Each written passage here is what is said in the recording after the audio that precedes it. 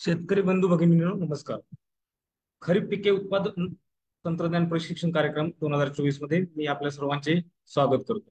महात्मा फुले कृषी विद्यापीठ राहुरी अंतर्गत विभागीय विस्तार केंद्र कृषी महाविद्यालय पुणे, कृषी कृषी विभाग महाराष्ट्र शासन व किसान पुणे यांच्या संयुक्त विद्यमाने खरीप 2024च्या शेतकऱ्यांच्या पूर्वतयारीसाठी विद्यापीठाचे संशोधन शेतकऱ्यांपर्यंत पोहोचावे यासाठी आपण खरीप पिके उत्पादन तंत्रज्ञान प्रशिक्षण कार्यक्रम 2024 चे आयोजन केलेले आहे.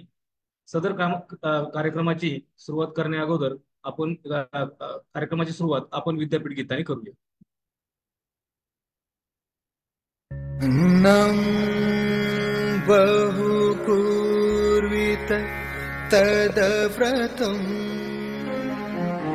जय जय जय हरित क्रांति, जय जय जय नवल क्रांति, हरित क्रांतीचे नवल क्रांतीचे कार्य जे करीतीनी ते महात्मा फुले कृषी विद्यापीठ. पश्चिम महाराष्ट्र खानदेशात पसरविले कृषी उत्पन्न जाळे, आधुनिक कृषी तंत्रज्ञानाने निर्मिती भाजीपाला फुले फळे, सातपुडा सह्याद्री पर्वतरांगांवर, तापी गोदावरी मुळा कृष्णा काठावर, विश्वजन कल्याणासाठी रचिल्या अगणित विकासवी, अगणित विकासवी. जय जय जय जय महात्मा फुले कृषी विद्यापीठ. माळरानी हिरवेगार गालीचे फुलवीती, शिक्षण विस्तार संशोधन ग्राम उन्नती, अन्न पशुधनाने दौलत वाढवीती, अभियंत्याच्या अवजारांनी विविध प्रक्रिया घडती. जगी घडते झेंड मानाचा असेल गौरवती, असेल गौरवती. जय जय जय जय महात्मा फुले कृषी विद्यापीठ. जय जय जय जय महात्मा फुले कृषी विद्यापीठ.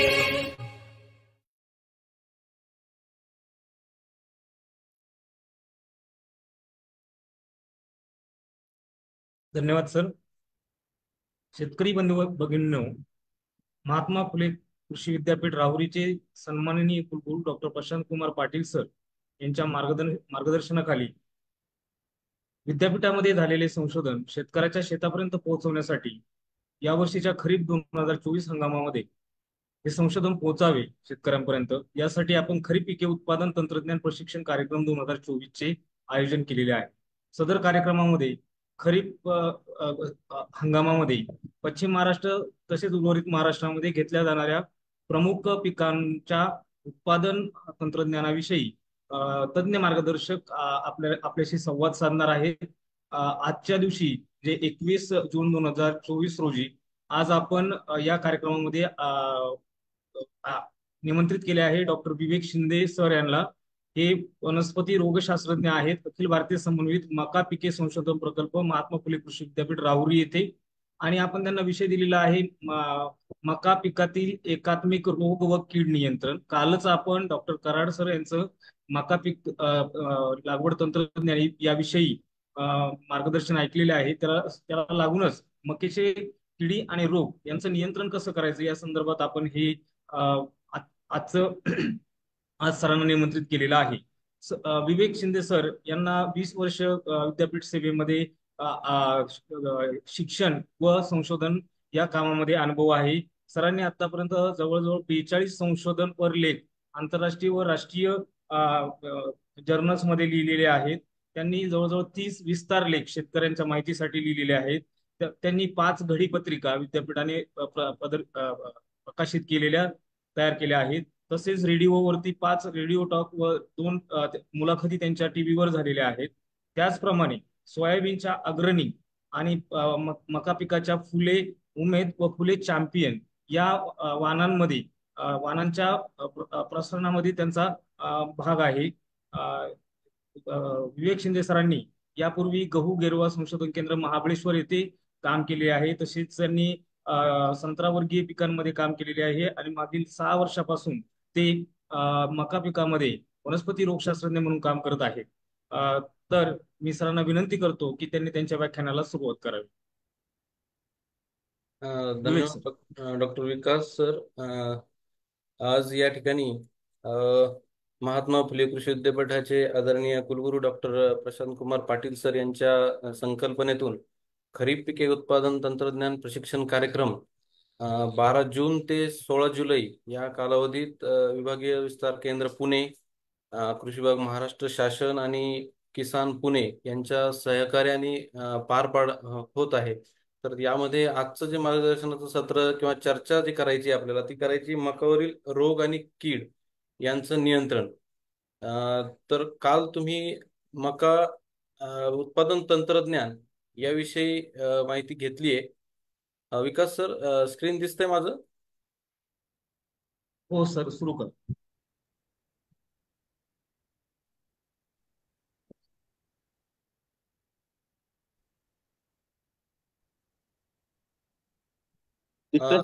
स्क्रोल होतोय? हो, होते. हा. तर या आजच्या चर्चेमध्ये मी सर्वांचं स्वागत करतो.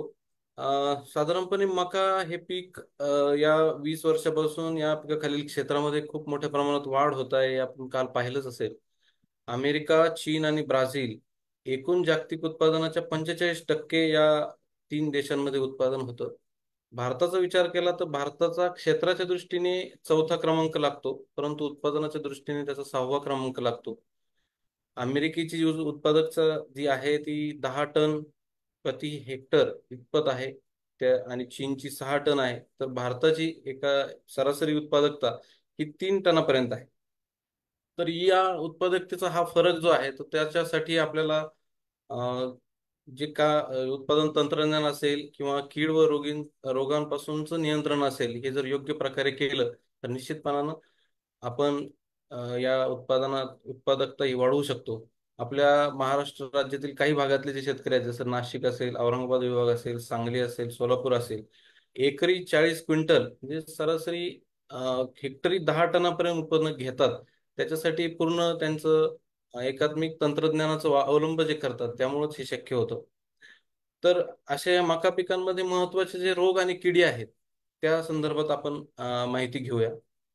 तर महत्वाचे जे भारतामध्ये जे 12 रोग आढळतात, महत्वाचे जे बुरशीजन्य रोग आहेत आणि जीवाणूजन्य रोग आहेत, तर त्यापैकी मका पिकावर महाराष्ट्रात जे येतात तर त्यातून हवेतून प्रसरणारे जे 3 रोग महत्वाचे आहेत ते आहेत टर्सिकम पानावरील करपा, नंतर मेडिस पानावरील करपा, तांबेरा रोग आणि जमिनीतून जे पसरतात त्यामध्ये फुलोऱ्यानंतर येणारी खोडकुज, त्यामध्ये कोळशी आणि खडखड्या किंवा फ्युजेरियम खोडकुज असे या महत्वाचे हे 4 रोग महाराष्ट्रामध्ये मोठ्या प्रमाणात दिसून येतात.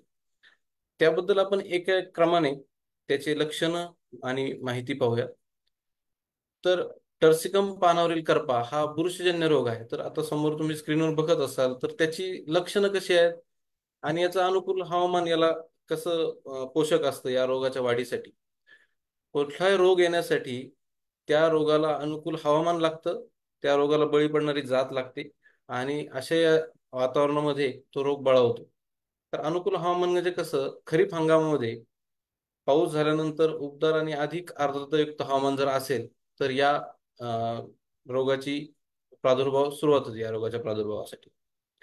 तर या रोगाचं प्राथमिक लक्षण जे आहे तर ते प्रथम या रोगामुळे जी झाडाची खालची पानं आहेत त्याच्यावर लंबगोलाकार लहान असे ठिपके दिसून येतात आणि हे कालांतराने हे ठिपके मोठे होत जाऊन ते साधारण 1 इंच रुंद आणि 6 इंचापर्यंत लांबी असे लंबगोलाकार असे ते दिसून येतात. आणि कालांतराने हे करडे काळपट रंगाचे दिसतात, त्याच्यावर बुरशीची वाढ होते आणि पूर्ण झाड पूर्ण करपल्यासारखं दिसून येतं. जर हवामान अनुकूल असेल तर पूर्ण आपले जे पीक आहे ते उभळल्यासारखं आणि करपल्यासारखं वाळून गेल्यासारखं दिसतं. या रोगाचा प्राथमिक जो लागण जी होते ती त्या रोगट जी काडी कचरा किंवा पूर्वीच्या पिकाचे जे अवशेष असतात त्यामध्ये या रोगाचे बीजाणू लपून राहतात. आणि जे पाऊस झाला आणि अनुकूल हवामान निर्माण झालं तर हवेमार्फत आणि पाण्यामार्फत या रोगाचा प्रसार प्रथम या खालच्या पानांवरून नंतर वरच्या पानांपर्यंत होतो. आणि अशा प्रकारे हा रोग सुमारे 70% पर्यंत नुकसानकारक असा हा टर्सिकम पर्णकर्पा असा रोग आहे. पुढचा जो रोग आहे तो मेडीज पानावरील करपा. तर हा सुद्धा एक बुरशीजन्य रोग आहे. तो बायपोलरिस मेडीज या बुरशीमुळे होतो. या रोगाचंही जे अनुकूल हवामान जे आहे तर त्यामध्ये उबदार आणि अधिक आर्द्रतायुक्त हवामान यामध्ये हा रोग बळावतो. टर्सिकम पानावरील करपा या रोगाचा प्रादुर्भाव महाराष्ट्रामध्ये जास्त प्रमाणात दिसून येतो या मेडीज पानावरील करपा रोगापेक्षा. या रोगामध्ये वैशिष्ट्यपूर्ण अशी लक्षणं जी आहेत तर पानावर सुरुवातीला लहान आयताकृती पिवळसर तपकिरी रंगाचे ठिपके पडतात. आणि हा रोग साधारणपणे रोपावस्थेपासून तर काढणीपर्यंत अशा सर्व अवस्थांमध्ये दिसून येतो. हे ठिपकेचं वैशिष्ट्य म्हणजे हे उभ्या ज्या शिरा आहेत पानांच्या त्यामध्ये मर्यादित असलेले दिसून येतात. तुम्ही पहिल्या फोटोमध्ये पाहत असाल की उभे ठिपके आहेत आणि उभ्या ज्या शिरा आहेत त्याच्यामध्येच हे मिक्स त्याच्यामध्ये सीमित राहिलेले असतात. परंतु रोगाचा जसा जसा प्रादुर्भाव वाढत जाईल तसं तसं या या डागांचं मोठ्या प्रमाणात वाढ होते आणि पूर्ण झाड वाळून गेल्याचं दिसतं आणि नंतर झाड कोलमडून जातं. अशा प्रकारची लक्षणे यामध्ये दिसून येतात. पुढचा जो रोग आहे तो आहे तांबेरा. तांबेरा रोगामध्ये चालं की पानांवर दोन्ही बाजूनी तांबूस तपकिरी रंगाची पुरळ लागते दिसून येते. आणि जर आपण हात फिरवला तर ही पुरळ हाताला लागते. साधारणपणे दमट आणि अधिक आर्द्रतायुक्त हवामान या रोगाला पोषक असतं.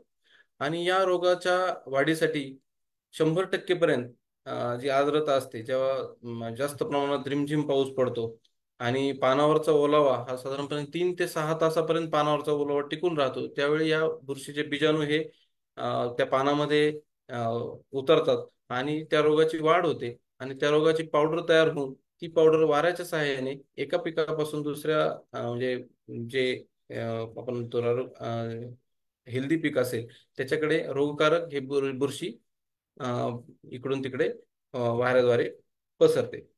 साधारणपणे या रोगाचा प्रादुर्भाव उशिरा म्हणजे जर जून जुलैच्या पेरणी नसेल उशिरा लवकर पेरणी केली तर सप्टेंबर ऑक्टोबर मध्ये या रोगाचा उशिराने प्रादुर्भाव दिसून येतो. नंतर जमिनीतून पसरणारा किंवा मातीतून पसरणारा जो फुलवल्यानंतरचा होणारी खोडकूस हा रोग जो आहे तो 2 बुरशींमुळे होतो. पहिला जो आहे तो आहे कोळशी किंवा खडखड्या आपण त्याला म्हणतो तो होतो मायक्रोफोमिना फॅजिओलिना.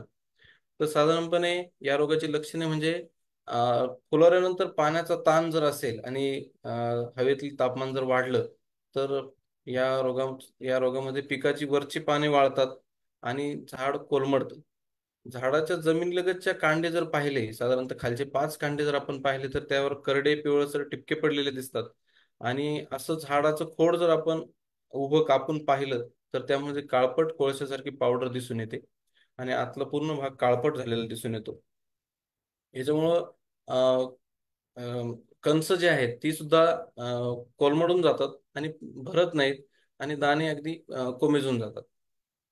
दुसरा जो फुलवल्यानंतर होणारी खोडकूस जी आहे तर त्याच्यामध्ये आहे फ्युजेरियम खोडकूस. तो फ्युजेरियम व्हर्टिसोलेड या बुरशीमुळे होते. ह्या रोगाची लक्षणे सुद्धा ज्याप्रमाणे कोळशी रोग होतो त्याप्रमाणे फुलवल्यानंतर दिसून येतात. कुठल्याही प्रकारचा जर ताण आला म्हणजे जर पाण्याचा ताण असेल किंवा जमिनीमध्ये खत मिळाले नाहीत किंवा कुठलाही ताण असेल तर त्यावेळी या रोगाचा प्रादुर्भाव झपाट्याने वाढतो. आता यामध्ये कसं होतं की सुरुवातीला झाडाची पाने जी आहेत ती हिरवे मलूर होतात आणि झाड पूर्णपणे उभळतं. आणि खालचा जो भाग आहे जे कांडे आणि कांडे जे आपण म्हणतो खालची जमीनलगतची कांडे ती कांडे त्याचा रंग तपकिरी लालसर होतो. जमीनलगतचे मुकुटमुळे आणि मुळे असतात ती कुजून जातात. आणि हे जर रोगग्रस्त झाड जसं आपण कोळशीमध्ये उभं कापून पाहिलं आणि याच्यात जर उभं कापून पाहिलं तर त्यामध्ये गुलाबी ते तांबूस रंगाचं रंग आपल्याला दिसतो. आणि हा रोग, या दोन्ही रोग एकत्रही कधी कधी दिसून येतात. ज्यावेळी पाण्याचा ताण असेल तर त्यावेळी हे दोन्ही रोग एकत्र दिसून येतात. अशा प्रकारे हे जे महत्वाचे रोग आहेत याचा प्रादुर्भाव साधारणपणे जास्त तापमान म्हणजे 32 डिग्री सेल्सिअस ते 35 डिग्री सेल्सिअस तापमान ज्यावेळी असेल तर त्यावेळी या रोगाचा जास्त प्रमाणात दिसून येतो. तर हे महत्वाचे कारण काय आहे त्यामध्ये, तर दाट लागवड जर असेल, म्हणजे आपण शिफारसीत मात्रेपेक्षा दाट लागवड केली किंवा नत्रयुक्त खतांचा जर आपण वापर जास्त केला तर या रोगाचा प्रादुर्भाव जास्त प्रमाणात वाढतो. यानंतर काय, ही अशा पद्धतीची कोलमडून जातात ह्या बुरशीमुळे. तर यामध्ये या रोगांचं, या 5 रोग जे पाहिले, या रोगांचं जर एकात्मिक रोग व्यवस्थापन करायचं जर ठरलं तर महत्वाचं म्हणजे उन्हाळ्यात खोल नांगरट करणे आणि शेतातील काडी कचरा, पूर्वीच्या पिकाची जी दसकट असतील, काडी कचरा असेल ते वेचून बाजूला नष्ट करायचा आहे. त्यानंतर रोगास प्रतिकारक्षम वाणांची निवड करणे हे एक अतिशय महत्वाचं आहे. कारण आजकाल कुठलीही जे संकरित वाण असतील किंवा कुठलेही वाण असतील तर ते एका पाईपलाईन मधून जातात की रेजिस्टंट म्हणजे प्रतिकारक असे वाण शेतकऱ्यांपर्यंत जावेत म्हणून त्याची चाचणी केलेली असते. परंतु तरी हवामान बदल आणि बुरशीतील बदल याच्यामुळे रोगाला बळी पडतात. त्याच्यामुळे सुरुवातीलाच आपण रोग प्रतिकारक क्षम अशा वाणांची निवड करावी. वेळेवर पेरणी करणे, वेळेची पेरणी करण्याची जी आपल्याला वेळ ठरवून दिलेली आहे विद्यापीठाच्या शिफारशीनुसार ती आहे 15 जून ते 15 जुलै. तर या काळात जर केली तर उशिराने जे येणारे रोग असतात जसे तांबेरा आहे त्यालाही नियंत्रणात ठेवता येतं. तसेच माती परीक्षणानुसार संतुलित रासायनिक खतांचा वापर करणे. काय होतं की आपल्याला खतं म्हटलं की जनरली नत्रयुक्त खतांचा वापर जास्त प्रमाणात केला जातो. त्यामुळे ह्या जी पिकाची वाढ आहे ती जास्त करून हिरवळ म्हणजे अ, आपण ज्याला म्हणतो लुसलुशीत वाढ होते आणि त्याच्यामुळं सहजपणे या रोगाला ते बळी पडतं. या उलट जर आपण जो बेसल डोस असतो, जसं मका पिकाचा जो बेसल डोस आहे तो आहे 120-60-40, म्हणजे 120 नत्र, 60 स्फुरद आणि 40 पालाश. तर 60 स्फुरद आणि 40 पालाश हे पेरणीच्या वेळी जर दिलं तर पालाशमुळं या पिकाचं रोगप्रतिकार क्षमता वाढण्यास मदत होते आणि त्यामुळे ज्या आपले जे फुलोऱ्यानंतर येणारे खोडकूज आणि जे इतर रोग आहेत त्याच्यावर नियंत्रण आपण चांगल्या प्रकारे मिळवू शकतो केवळ या संतुलित खतांच्या वापरामुळे. तसेच मातीद्वारे पसरणारे जे रोग आहेत त्यांचं व्यवस्थापन जर करायचं झालं तर त्याला बियाणास थायरम, शक्यतो थायरमची प्रक्रिया ही संकरित बियाणास केलेली असते. परंतु जर नसेल तर थायरम 3 ग्रॅम किंवा ट्रायकोडर्मा जीव बुरशीनाशक जे आहे ते 5 ग्रॅम प्रति किलो बियाणं याप्रमाणे बीज प्रक्रिया केली. किंवा जर हे शक्य नसेल तर ट्रायकोडर्मा 4 किलो प्रति एकर शेणखतात मिसळून जर आपण वापरलं तर मातीद्वारे जे पसरणारे जे मायक्रोफोमिना असेल, फ्युजेरियम असेल याचं नियंत्रण आपण चांगल्या प्रकारे करू शकतो. जर मागच्या वर्षीच्या पिकामध्ये आपल्याला जर कुठल्याही प्रकारचा रोग आढळला तर पुढच्या वर्षी समान पीक न घेता दुसरं पीक जसं कडधान्य असेल किंवा इतर पिकं असतील तिच्या रोगाला बळी पडणार नाहीत अशा पिकांचा जर वापर आपण केला, त्यांची फेरपालट केली तरी आपण त्या पिकाचं आपण संरक्षण करू शकतो. आताच सांगितल्याप्रमाणे 2 ओळीतील आणि 2 झाडातील अंतर योग्य राखणं. आपण जसं शिफारसीत केलंय विद्यापीठाने किंवा की उशिरा येणारे जी वाहन आहेत त्याच्यासाठी 75 सेंटीमीटर बाय 20 सेंटीमीटर असं, आणि जे लवकर येणारे वाहन आहेत ते 60 सेंटीमीटर बाय 20 सेंटीमीटर अशा प्रमाणात जर लागवड केली तर त्याचं एकामेकामध्ये जी स्पर्धा आहे अन्नद्रव्यासाठीची ती किंवा जो ताण येणार आहे झाडांवर तो कमी होतो आणि पीक निरोगी राहतं. त्यानंतर पीक तणविरहित राहील याची दक्षता घेणं अतिशय महत्वाचं आहे. कारण काय असतं, काही बुरशी, काही ज्या बुरशी आहेत त्या इतर जे गवतवर्गीय पीक आहेत त्याच्यावर सुद्धा त्याची वाढ होते, त्याच्यावर त्याचे बीजाणू राहतात आणि ते पिकाला हानिकारक ठरतात. म्हणून त्याचंही आपण व्यवस्थित निगा राखणं गरजेचं आहे. तसंच शेवटचा पर्याय जो आहे आपल्याकडं की रासायनिक बुरशीनाशकांचा वापर. तर हा आपला शेवटचा, कारण एकात्मिक रोग व्यवस्थापनामध्ये सर्व वरचे आपण जे आहेत आतापर्यंतची त्याची काळजी घेतली आणि तरीही रोग दिसून आला, तर जी रासायनिक बुरशीनाशक आहेत त्याचा आपण वापर करू शकतो. याच्यासाठी जी लेबल क्लेम बुरशीनाशक आहेत त्यामध्ये ॲझॉक्सिस्ट्रोबिन अधिक सायप्रोकोनेझॉल, ॲझॉक्सिस्ट्रोबिन अधिक डायफेनकोनेझॉल हे दोन्ही 10 मिली प्रति 10 लिटर पाणी या प्रमाणात, आणि किंवा मँकोझेब 75 WP 25 ग्रॅम प्रति 10 लिटर पाणी या प्रमाणात जर मिसळून फवारणी केली तर या रोगाचं आपण व्यवस्थापन करू शकतो. आणि जर गरज भासली तर 10 ते 15 दिवसांनी याच बुरशीनाशकाची दुसरी फवारणी केली तर चालू शकते. अशा प्रकारे या रोगांचं एकात्मिक व्यवस्थापन आपण करू शकतो. आता पुढचा जो भाग आहे तर काय होतं की कधी कधी रोगाची लक्षणं आणि खतांच्या कमतरतेची लक्षणं किंवा अन्नद्रव्य जे आहेत नत्रस्फुरद पालाश या खतांचे कमतरतेची लक्षणं यामध्ये शेतकऱ्यांमध्ये द्विधा मनस्थिती दिसून येते की हा रोग आहे की काय आहे. त्याच्यामुळं या ठिकाणी मी आपल्यासाठी ही दाखवतोय की नत्राची जर कमतरता असेल तर कसे लक्षणं दिसून येतात की झाड हे फिक्कट हिरवे पिवळसर दिसते आणि पीक उंचीला बुटकं राहतं. तसेच झाडाची जी खालची पानं आहेत ती टोकाकडून त्रिकोणी पिवळे पडतात, टोकाकडून तिर्क आतमध्ये येतात आणि कंस टोकाकडे भरत नाहीत. याचे हे लक्षण जे आहे ते नत्राच्या कमतरतेचं लक्षण आहे. म्हणजे आपण यासाठी नत्राचा आपला जो हप्ता आहे तो 3 समान हप्त्यामध्ये 120 किलोचा जो आहे तो 120 किलोचा 40 किलो नत्र पेरणीच्या वेळी, 40 किलो 30 दिवसांनी आणि 40 किलो 45 दिवसांनी पेरणीनंतर असं वापरायचं आहे. तर त्या प्रमाणात दिलं तर ही लक्षणे आपल्याला कमतरतेची दिसणार. पुढचं जे आहे तर मगाशी मी सांगितलं की बेसल डोस आपण जो दिला नाही की 120-60-40 पैकी जर स्फुरद आपण दिलं नाही, फॉस्फरस दिलं नाही, तर त्या स्फुरदचं जर आपण बेसल डोस दिला नसेल तर जी पानं आहेत खालची पानं ती टोकाकडून कडांकडे जांभळट लालसर रंगाची, जसं चित्रात पाहताय की जांभळट रंगाची दिसतात आणि हे झाड खुजं किंवा बुटकं राहतं. तर या ठिकाणी आपण बेसल डोस जर दिला असेल किंवा कधी कधी सुरुवातीच्या पाऊस जर पडला म्हणजे पेरणी केल्यानंतर पाऊस जर पडला तर ते लवकर उपलब्ध होत नाहीत अन्नद्रव्य, त्यावेळी सुद्धा अशा प्रकारची लक्षणं दिसतात. त्यावेळी जर आपण बेसल डोस दिला असेल तर काळजी करायचं काही कारण नाही. आपण हळूहळू ते अन्नद्रव्य घ्यायला लागतं झाड आणि त्यातून ते ही रिकवर होऊन जातं ही फॉस्फरसची कमतरता. त्यानंतर पोटॅशची जर कमतरता असेल तर पानं जी आहेत ते शेंडे आणि कडा पिवळसर वाळतात आणि त्या कडा तपकिरी रंगाच्या होऊन वाळू लागतात. जे आपण चित्रात पाहता की अशा पद्धतीचे कडाकडून वाळत येतं, पान पिवळं पडतं, टोकाकडून वाळतं. ही पोटॅशची कमतरता आहे. जर आपण 120-60-40 पैकी 40 किलोचा जर डोस दिला तर त्यामध्ये बेसल डोस 40 किलोचा जर पेरणीच्या वेळी जर दिला तर अशा प्रकारची लक्षणे आपल्याला दिसणार नाहीत आणि ही रोग नाही तर ही अन्नद्रव्याची कमतरता असल्याची लक्षणं आहेत. हे झालं रोग आणि अन्नद्रव्य असतील आणि रोग असतील तर त्याच्या व्यवस्थापनाच्या बाबतीत. आता मका पिकावरील महत्वाच्या किडे आहेत त्याच्या व्यवस्थापनाकडे आपण वळू. तर आपण 2018 पूर्वी जर मका पीक घ्यायचं म्हटलं तर मका पेरायची आणि पाणी द्यायचं.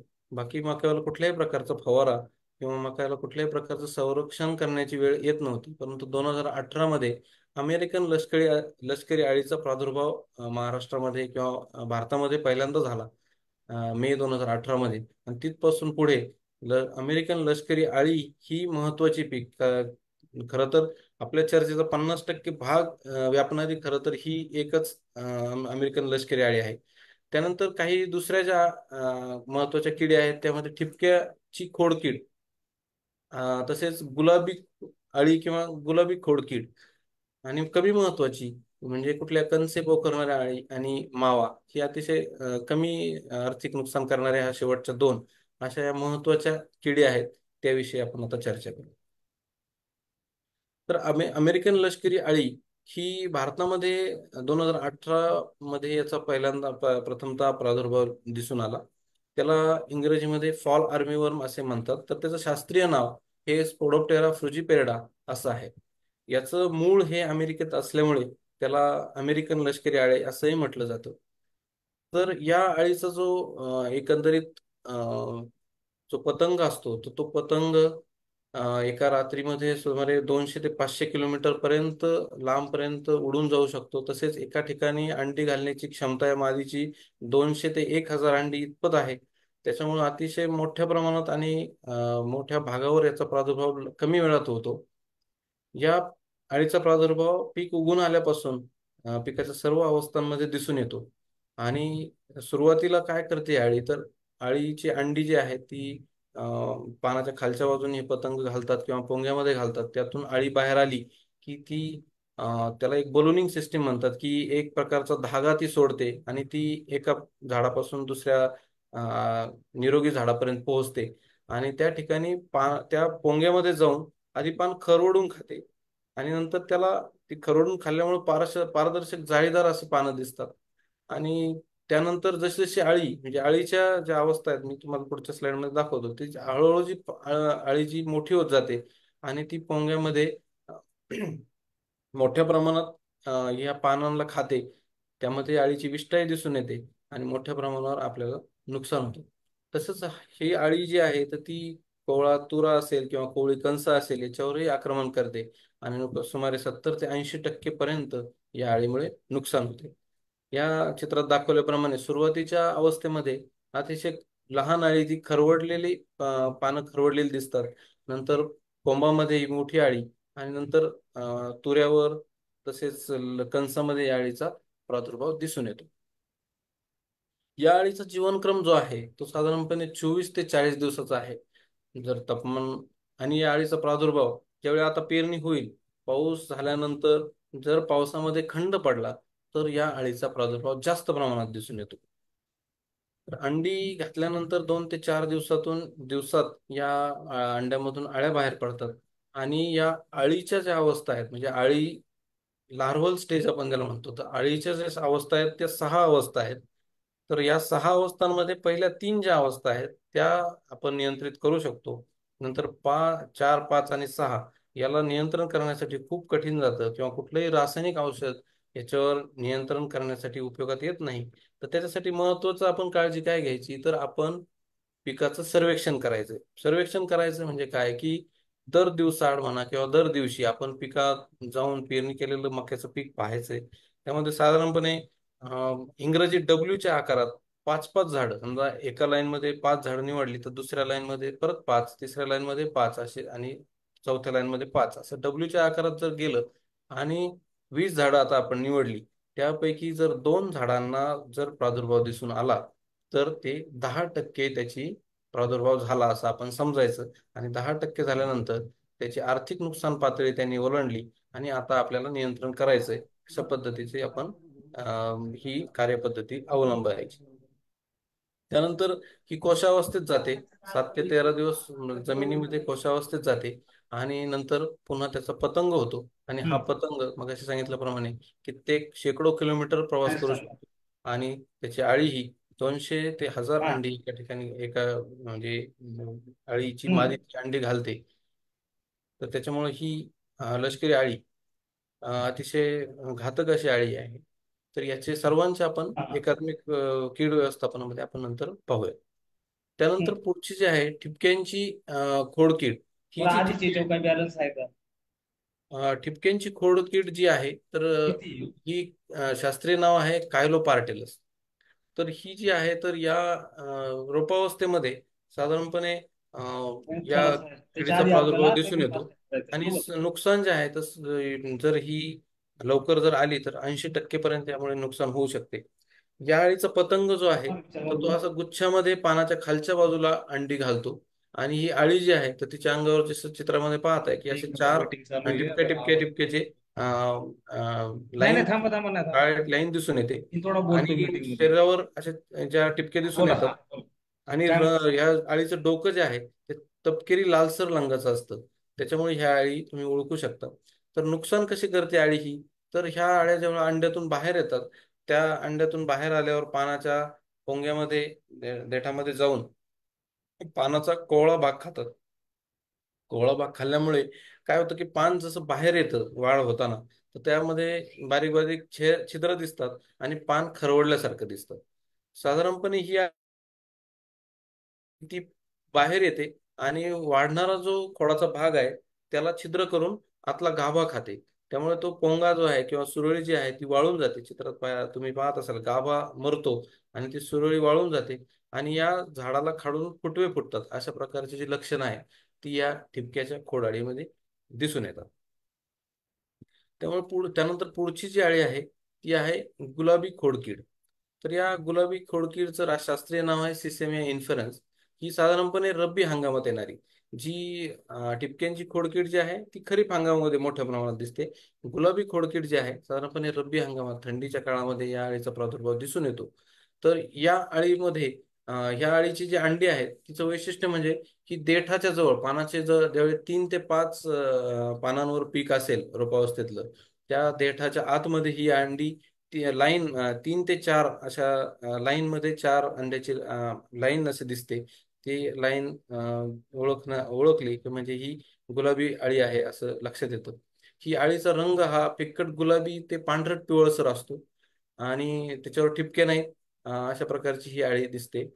नुकसानीचा प्रकार जर म्हटलं तर अंड्यातून बाहेर पडली तर ही गुलाबी अळी जी आहे ती पानांच्या देठ जे आहे त्याच्या आवरणाचा आतील भाग खाते आणि त्या भाग खाल्ल्यामुळे असं आडवा टिपक्यांची लाईन आपल्याला म्हणजे छिद्रांची लाईन आपल्याला दिसून येते. त्यानंतर अळ्या मध्यवर्ती अंकुरात घुसतात आणि तो पोंग्याचा मधला भाग खाल्ल्यामुळे तो झाड जळतं. आणि या अळ्या ज्या आहेत तर चक्राकार आतल्या आत बोगदे बनवतात खोडामध्ये आणि पृष्ठभागावर छिद्र पाडून ते बाहेर पडतात.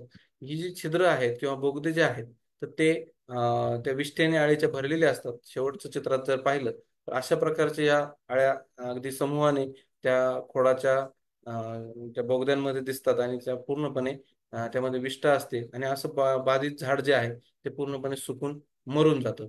आणि यामुळे जे नुकसान आहे ते सुमारे 75% पर्यंत नुकसान होते. अशी जी ही या अळीचा प्रादुर्भाव मोठ्या प्रमाणात दिसून येतो. त्यामुळे त्यानंतर अतिशय कमी प्रादुर्भाव असणारे 2 किडी ज्या आहेत त्यामध्ये एक आहे कंसे पोखरणारी अळी. ज्यावेळी ज्यावेळी येते लव रेशीम ज्यावेळी येते त्यावेळी या अळीचा प्रादुर्भाव दिसून येतो. तर या अळीचं प्रादुर्भाव जास्त प्रमाणात स्वीटकॉर्न जी मक्याचा प्रकार आहे त्या मक्यामध्ये याचा प्रादुर्भाव थोडासा जास्त दिसून येतो. ज्यावेळी ह्या अळ्या महत्वाचं नुकसान करतात म्हणजे त्या रेशीम खातात आणि कणसामध्ये शिरून त्या कोवळ्या कणसाचे दाणे खातात. ज्यावेळी ही जी कणसाची टोकं आणि सैलसर जेव्हा असतील तर त्यावेळी त्या इझिली म्हणजे त्या अलगदपणाने त्या कणसामध्ये शिरतात आणि तशा अशा प्रकारे त्या त्या तुऱ्यावरही त्याचं प्रादुर्भाव करू शकतात. त्यानंतर पुढचा जो एक कमी महत्वाची कीड म्हणजे कधी कधी पण या किडीचा प्रादुर्भाव दिसून येतो तो म्हणजे मावा. तर त्याचं शास्त्रीय नाव आहे रोफॅलोसिपम मिडीस. या नावाची जी कीड आहे ती 2 ते 3 मिलीमीटर लांबीची हिरवट निळसर रंगाची अशी ही छोटीशी कीड आहे. या कीड डायरेक्ट पिल्लांना जन्म देते आणि ही जी पिल्लं आहेत साधारणपणे 12 ते 15 दिवस त्याची जी ही पिल्लांची जी स्टेज आहे ती पिल्लांची स्टेज ही पानांमध्ये रोज शोषून घेते. त्यामुळे पानं पिवळसर दिसतात आणि ह्या किडीमधून एक चिकट द्रव स्रवला जातो. त्यामुळे याच्यावर काजळीची म्हणजे बुरशीची वाढ होते. या माव्याचा प्रादुर्भाव हा क्वचितच नुकसानकारक राहतो कारण पाऊस आला किंवा इतर ज्या मित्रकिडे आहेत त्याच्यामुळे याचं नियंत्रण नैसर्गिकरित्या होतं. फार क्वचितच याला फवारा घेण्याची किंवा कीटकनाशक फवारण्याची गरज पडते. पण जर रोपावस्थेत जर या किडीचा प्रादुर्भाव झाला तर ते तुरा पूर्ण पूर्ण तुऱ्याभोवती त्याची वाढ होते आणि त्याच्यामुळे पानही झाकले जातात आणि कणीस कधी कधी बाहेर पडत नाही. इतपत या अळीमुळे नुकसान सॉरी या मावामुळे आपल्याला नुकसान होऊ शकतं. अशा प्रकारचे या 5 किडे आहेत. तर त्यापैकी खोडकीड, गुलाबी अळी, कंस पोखरणारी अळी याचं आपण एकात्मिक व्यवस्थापन वेगळं पाहू आणि जी महत्वाची जी अमेरिकन लष्करी अळी आहे त्याचं एकात्मिक व्यवस्थापन जे आहे ते आपण वेगळ्या स्लाइडमध्ये पाहू. तर भौतिक नियंत्रणामध्ये जे आहे तर पहिलं तुम्हाला सांगितलं की उन्हाळ्यात जी आहे ती खोल नांगरट करणं. कारण खोल नांगरट उन्हाळ्यात केली म्हणजे ह्या ज्या आळ्यांच्या जे कोश असतात किंवा कोश असतात हे उन्हामध्ये एक्सपोज होतात आणि जे पक्षी असतात ते पक्षी त्याला उचलून खातात. तसंच सुकलेल्या ज्या सुरळ्या ज्या आहेत त्या आळ्यांसहित उपटून नष्ट करायच्या, शेत स्वच्छ ठेवायचं आणि प्रकाश सापळा लावायचा आहे. हे खोडकीड आणि गुलाबी अळीसाठी हे अशा प्रकारचे आपण नियंत्रण करू शकतो. त्यानंतर कणसे पोखरणारी जी अळी आहे त्याच्यासाठी हाताने आळ्या जमा करायच्यात, कारण काही प्रमाणात जर असेल तर आपण हाताने जमा करू शकतो. आणि हेलिलूर हा जो कामगंध सापळा मिळतो, तर त्या हेलिलूरचा साधारण देखरेखीसाठी म्हणजे मॉनिटरिंगसाठी 4 कामगंध सापळे प्रति एकर जर लावले आणि त्यामध्ये या अळीचे पतंग जर आपल्याला सापडले, तर आपण पुढची जी आहे उपाययोजना करायला आपण सावध होऊ शकतो. त्यानंतर या तीनही किडींसाठी म्हणजे खोडकीड असेल, गुलाबी अळी असेल किंवा कळंचे पोखरणारी अळी असेल, याच्यासाठी जी जैविक परोपजीवी कीटक आहे जो ट्रायकोग्रामा चिलोनिस, या जैविक परोपजीवी कीटकांची अंडी जी आहेत ती साधारणपणे 8 कार्ड प्रति हेक्टर म्हणजे साधारणपणे 1.5 लाख अंडी साधारणपणे उगून आल्यानंतर 7व्या आणि 15व्या दिवशी जर लावले तर या अळीचं चांगल्या प्रकारे आपण नैसर्गिक नियंत्रण करू शकतो. त्यानंतर कणसे पोखरणारी अळी जी आहे याच्यावर आपण कुठल्याही प्रकारचा कीटकनाशकाचा फवारा आपण शिफारसीत करत नाही, पण त्याच्यासाठी बॅसिलस थुरिनजेनेसिस कुर्स्टाकी या स्पेसीसचा जो आहे फवारा, तो 2 ग्रॅम प्रति लिटर पाणी किंवा HANPV 500 आळ्यांचा जो एक्स्ट्रॅक्ट आहे तो जर प्रति हेक्टरी जर फवारणी केली तर याचं कणसे पोखरणाऱ्या अळीचं नियंत्रण आपण चांगल्या प्रकारे करू शकतो. त्यानंतर वनस्पतीजन्य कीडनाशकांमध्ये निंबोळी अर्क जो आहे 5%, याची जर फवारणी उगवल्यानंतर आपण 15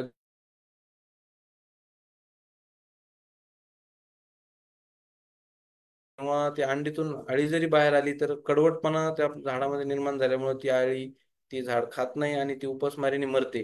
अशा प्रकारे त्याचं नियंत्रण होतं. त्यानंतर शेवटचा आपला पर्याय जो आहे तो रासायनिक नियंत्रणाचा. जर प्रादुर्भाव आपल्याला 10% पेक्षा जास्त दिसून आला तर क्लोरॅन ट्रॅनिलिप्रोल 18.5 SC 3 मिली प्रति 10 लिटर पाणी किंवा थायोमेथॉक्झाम अधिक लॅम्बडा सायलोथ्रीन हा 2.5 मिली प्रति 10 लिटर पाणी या प्रमाणात जर फवारलं तर खोडकीड असेल, गुलाबी अळी असेल, याचं नियंत्रण आपण चांगल्या प्रकारे करू शकतो. मावा किडीचा जर प्रादुर्भाव जास्त प्रमाणात दिसून आला तर त्यासाठी थायोमेथॉक्झाम अधिक लॅम्बडा सायहॅलोथ्रिन या कीटकनाशकाचा 2.5 मिली प्रति 10 लिटर पाणी या प्रमाणात किंवा जे डायमिथोएट 30% EC हे जे औषध आहे ते 15 मिली प्रति 10 लिटर पाणी या प्रमाणात जर फवारलं तर निश्चितप्रमाणे मावा किडीचं सुद्धा नियंत्रण आपण चांगल्या प्रकारे करू शकतो. त्यानंतर पुन्हा महत्वाची जी कीड आपली लष्करी अळी आहे तिच्या नियंत्रणासाठी जर एकात्मिक व्यवस्थापन करायचं असेल तर आपण त्याच्यावर चर्चा करूया. तर पहिलं जे आहे की शेताची खोल नांगरट केली तर या अळीचे कोष जमिनीवर उघडे पडतात आणि शिकारी पक्षी असतील किंवा उन्हामुळे यांचा नाश होतो. त्यानंतर पेरणीची वेळ साधारणतः समूह पेरणी यामध्ये महत्वाची ठरते, कारण जर आपण खंड पद्धतीने पेरणी केली की एका शेतकऱ्याने आज केली, एका शेतकऱ्याने उद्या केली, एका शेतकऱ्याने 8 दिवसांनी केली, तर या अळीसाठी खाद्य उपलब्धता कायम म्हणजे राहते, वर्षभर राहते. त्यामुळे अळीची जी जीवनचक्र आहे ते चांगल्या प्रकारे पूर्ण होतं, त्यांना मदत मिळते आणि ही अळीचा प्रादुर्भाव कायम चालू राहतो. त्याच्यासाठी पेरणीची वेळ कमी वेळामध्ये म्हणजे साधारण समूह पद्धतीने अतिशय कमी वेळामध्ये जर केली तर ते आपल्याला या अळीच्या व्यवस्थापनासाठी सोपं जातं. तसंच या मका पिकाबरोबर जर आंतरपीक म्हणून जर चवळी, उडीद, मूग इत्यादीची लागवड केली तर त्याचाही आपल्याला फायदा होतो आणि त्या अळीचा व्यवस्थापन आपण करू शकतो. तसेच मोठ्या प्रमाणात जर या अळीचे जे नर पतंग आहेत त्यांना जर पकडायचं असेल तर प्राथमिक अवस्थेमध्ये पिकाच्या जे कामगंध सापळे आहेत म्हणजे लूर म्हणजे FAW लूर जो आहे तो जर आपण साधारण प्रति एकरी 15 जर वापरले तर त्याच्यामुळे मोठ्या प्रमाणात नर पतंगाचा आपण त्याला पकडू शकतो. परंतु हे नुसते म्हणजे दर दिवशी ते पतंग अडकलेले जे आहेत ते आपण मारून नष्ट करायचे. आणि त्याच्यापासून आपण नियंत्रण मिळवायचं. त्यानंतर खताचा संतुलित वापर. पण मगाशी म्हटलं की खताचा संतुलित वापर केला, नत्र खतांचा जास्त प्रमाणात वापर न करता स्फुरद आणि पालाशचा बेसल डोस वापरणे आणि संतुलित वापर केला तर लुसलुशीत जी वाढ आहे ती आपण टाळतो आणि त्याच्यामुळे मका पिकाचं संरक्षण होतं. तसंच आपण पक्षी थांबेही लावू शकतो. साधारण एकरी 10 पक्षी थांबे जर आपण लावले उगवणीनंतर साधारण 15 दिवसांनी, कारण उगवणीच्या वेळी जर लावले तर पक्षी सुरुवातीच्या याच्यामध्ये ते कोंब उकरून टाकतात. त्याच्यामुळे साधारण उगवणीनंतर 15 ते 20 दिवसांनी पक्षी थांबे लावावेत. त्याच्यामुळे नैसर्गिक नियंत्रण करू आपण ते करू शकतो.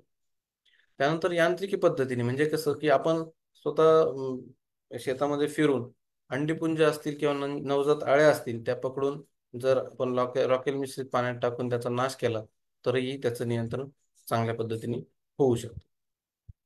पुढचा जो एकात्मिक कीड नियंत्रणाचा महत्वाचा भाग म्हणजे बीज प्रक्रिया.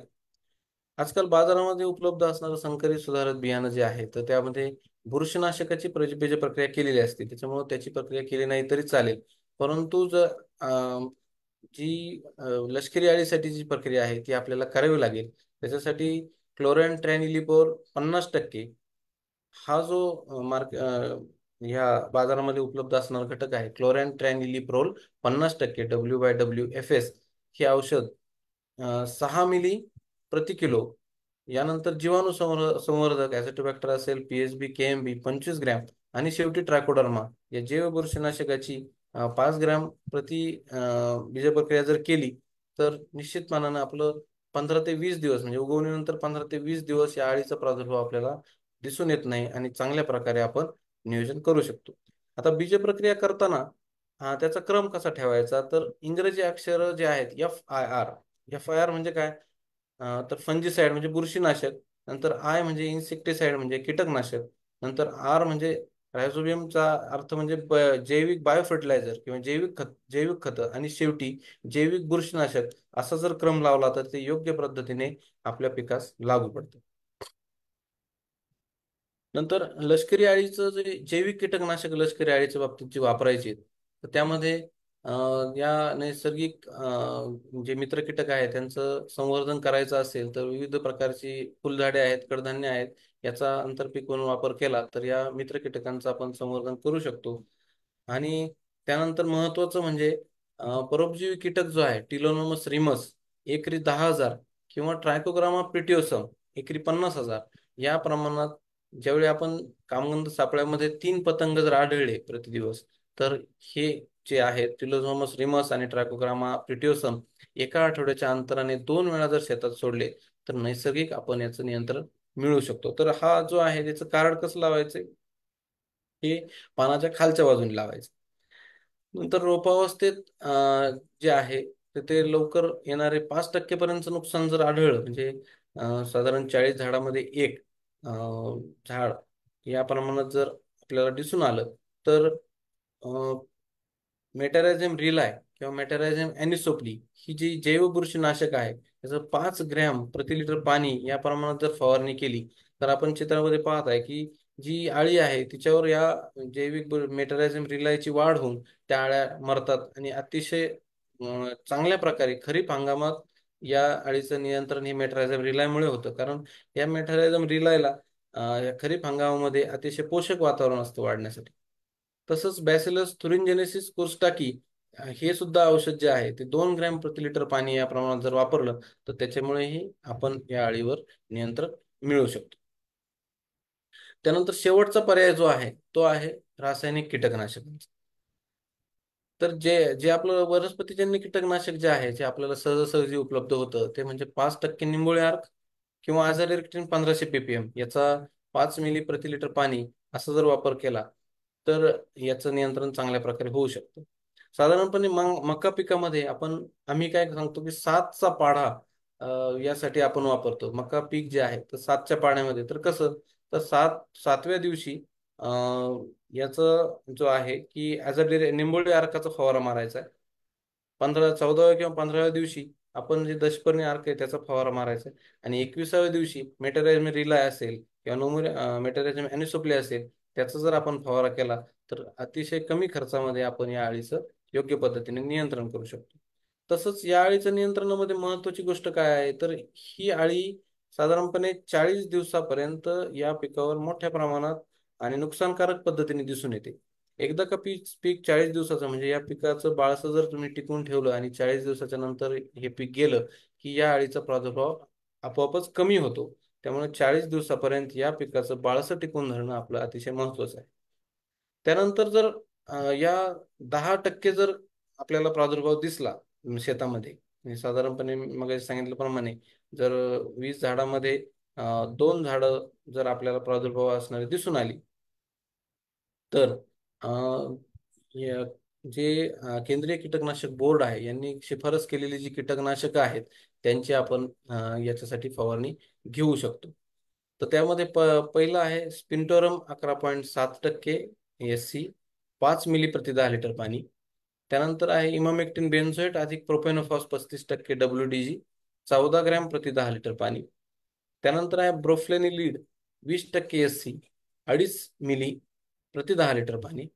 आणि पुढचं आहे आयसोसायक्लोसिरम 18.1% 20% WYWSC हा 6 मिली प्रति 10 लिटर पाणी. यापैकी कुठल्याही कीटकनाशकाची जर फवारणी आपण केली तर या याचं या लष्करी अळीचं नियंत्रण चांगल्या पद्धतीने आपण करू शकतो. आता अतिशय महत्वाची बाब म्हणजे रासायनिक कीटकनाशक फवारताना घ्यायची काळजी. तर आपण मक्यामध्ये कीटकनाशक फवारताना ही कीटकनाशक अत्यंत विषारी असल्याने या कीटकनाशकांशी थेट संपर्क आपण टाळायचा आहे. हातामध्ये ग्लोव्ज किंवा मास्क वापरायचा आहे. पूर्ण अंगावर कपडे वापरायचे आणि अशा पद्धतीने आपण ती फवारणी करायची. लष्करी अळीच्या नियंत्रणासाठी पोंग्यामध्ये कीटकनाशक जाणं हे अतिशय महत्वाची बाब आहे. त्यामुळे फवारणी करताना योग्य त्या नोझलचा वापर करायचा. अळ्या शक्यतो सकाळी आणि संध्याकाळी थोडेसे बाहेर पडत असल्यामुळे आणि दुपारी त्या लपतात उन्हामुळे, तर त्या शक्यतो फवारणी करताना सकाळी लवकर किंवा संध्याकाळी त्याची फवारणी केली तर चांगल्या चांगल्या प्रकारे आपल्याला नियंत्रण मिळू शकतं. पीक फुलल्यानंतर शक्यतो आपण फवारणी करू नये, कारण ती अळीपर्यंत हा फवारणी किंवा औषध पोहोचत नाही. स्वीटकॉर्न बेबीकॉर्न सारखी जी कच्ची आपण प्रॉडक्ट खाण्यासाठी वापरतो त्या ठिकाणी रासायनिक कीटकनाशकाची फवारणी करू नये. त्यासाठी जैविक आणि वनस्पतीजन्य कीटकनाशकाचा वापर केल्यास आपण योग्य पद्धतीने त्याचं नियंत्रण करू शकतो. जर मका आपल्याला चाऱ्यासाठी वापरायचे असेल तर किमान कीटकनाशकाचा फवारणी केल्यानंतर 30 ते 35 दिवस हा चारा जनावरांना कुठल्याही प्रकारे खायला देऊ नये, कारण अतिशय विषारी असल्यामुळे बऱ्याच घटना अशा घडल्या की कीटकनाशक मारल्यानंतर चारा जनावरांना खाऊ घातल्यामुळं जनावरांना त्याची बाधा झाली. तर हे साधारणपणे 1 महिना या कीटकनाशकांची फवारणी केल्यानंतर साधारण 1 महिना ते 35 दिवस आपण ही कुठल्याही प्रकारचं हे जनावरांना खायला देऊ नये. हे अशा प्रकारे सर्व पद्धतीची जर काळजी घेतली तर निश्चित प्रमाणे आपण या कीड आणि रोगांवर नियंत्रण मिळवून आपण भरघोस उत्पादन मिळवू शकतो यात शंका नाही. धन्यवाद.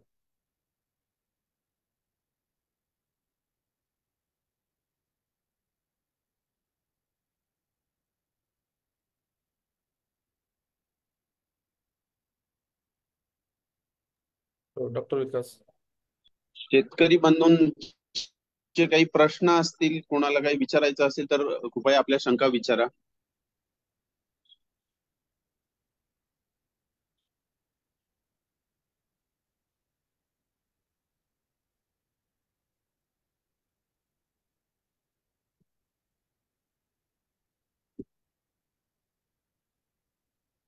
तर चॅट बॉक्सला चेक केलं, हा. काही शंका नाही दिसत आहेत आणि कोणी विचारलंही नाहीये. तरी कार्यक्रमाच्या अंतिम टप्प्यात आभार प्रदर्शनाकडे वळतो मी. दिनांक 12 जून 2024 ते दिनांक 16 जुलै 2024 दरम्यान विभागीय विस्तार केंद्र कृषी महाविद्यालय पुणे यांनी कृषी विभाग महाराष्ट्र शासन व किसान पुणे यांच्या भागीदारीतून खरीप पिके उत्पादन तंत्रज्ञान प्रशिक्षण कार्यक्रम 2024 चे आयोजन केलेले आहे. या प्रशिक्षण कार्यक्रमाचा आज 7वा दिवस आणि प्रशिक्षणातील 8वे सत्र म्हणजे मका पिकावरील एकात्मिक कीड व रोग व्यवस्थापन. मका हे महाराष्ट्रातील नव्हे तर राज्यातील एक महत्वपूर्ण पीक आहे आणि अडचणी वाढत असताना देखील पिकाच्या क्षेत्रामध्ये वाढ होत आहे. त्यामुळे हा विषय अत्यंत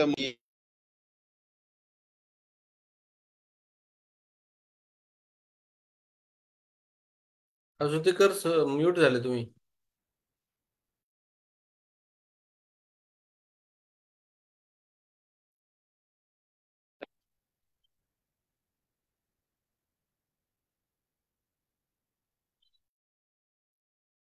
सर आवाज येतोय माझा? येतोय, आता येतोय सर. बोलू शकता तुम्ही. ओके. मगाशी बोललेलं सर ऐकू आलं आलं ऐकू नाही का? ऐकू आलं सर. प्लीज कंटिन्यू करा. तर मला कॉल आल्यामुळे हे झालं. तर या महत्वाच्या विषयावर आपल्याला डॉक्टर विकास शिंदे सर, वनस्पती रोगशास्त्रज्ञ, अखिल भारतीय समन्वित मका सुधार प्रकल्प, महात्मा फुले कृषी विद्यापीठ राहुरी यांनी मका पिकावर येणारे वेगवेगळे रोग, येणाऱ्या वेगवेगळ्या किडी, त्या ओळखायच्या कशा, त्यातल्या महत्वपूर्ण कोणत्या, लष्करी अळी या गंभीर समस्येवर कसा उपाय मिळवायचा, या एकूणच सगळ्या किडींचं, रोगांचं एकात्मिक पद्धती आणत असताना काय काय खबरदारी घ्यायची याविषयी अत्यंत सोप्या पद्धतीने, मुद्देसूद पद्धतीने मार्गदर्शन केलेलं आहे. तर सर मी संपूर्ण आयोजकांच्या टीमच्या वतीने आपले मनपूर्वक आभार व्यक्त करतो. त्याचप्रमाणे या उपक्रमासाठी पाठबळ देणारे महात्मा फुले कृषी विद्यापीठाचे सन्माननीय कुलगुरू माननीय डॉक्टर प्रशांत कुमार पाटील सर यांचे देखील मी या प्रसंगी आभार व्यक्त करतो. महात्मा फुले कृषी विद्यापीठ राहुरीचे अधिष्ठाता कृषी आणि संचालक विस्तार शिक्षण डॉक्टर श्रीमंत रणपिसे सर, राहुरी कृषी विद्यापीठाचे संचालक संशोधन डॉक्टर सुनील गोरंटीवार सर, त्याचप्रमाणे पुणे कृषी महाविद्यालयाचे सहयोगी अधिष्ठाता डॉक्टर सुनील मासळकर सर, या सर्व विद्यापीठातील वरिष्ठ अधिकाऱ्यांचं आम्हाला मदत मार्गदर्शन होत असतं. या सर्वांचं मी या प्रसंगी आभार व्यक्त करतो. या कार्यक्रमासाठी विभागीय विस्तार केंद्र कृषी महाविद्यालय पुणेचे विस्तार कृषी विद्यावेत्ता व देशी गाय संशोधन व प्रशिक्षण केंद्राचे प्रमुख शास्त्रज्ञ डॉक्टर सोमनाथ माने सर हे योगदान देत असतात. नेहमीच त्यांची या कार्यक्रमाला मदत असते. तरी मी या प्रसंगी सरांचे देखील ऋण व्यक्त करतो. माझे दोन्ही सहकारी डॉक्टर विकास भालेराव व डॉक्टर सुनील जोगदंड यांच्या नामोल्लेखाशिवाय हा कार्यक्रम संपन्न होणार नाही. आणि सर्वात महत्वाचं म्हणजे शेतकरी बंधू व भगिनी, जे शेतकरी बांधव या कार्यक्रमामध्ये सहभागी झालेले आहेत, त्या सर्वांचं मी या प्रसंगी आभार व्यक्त करतो, मनापासून धन्यवाद देतो. आणि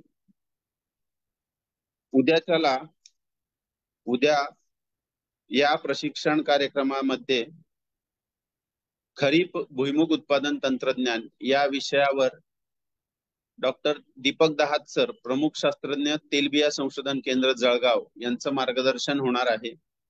याची सर्वांनी कृपया नोंद घ्यावी.